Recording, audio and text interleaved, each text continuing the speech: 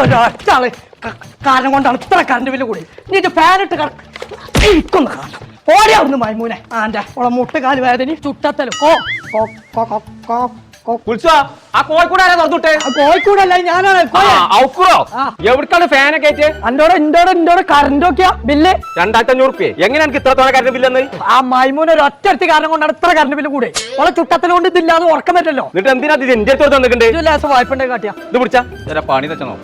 അതിന് എന്റെ അടുത്ത് നിന്ന് കിട്ടും വിചാരിച്ചു വന്നല്ലോ ഞാൻ. എന്റെ കൂടെ പഠിച്ച ഒരാളുണ്ട് ഇവിടെ. എത്തുമ്മാ വായനം തുറന്നാ. ഏയ് അന്നോടല്ലേ ഞാൻ പോകാൻ പറഞ്ഞത്? എവിടേക്ക്?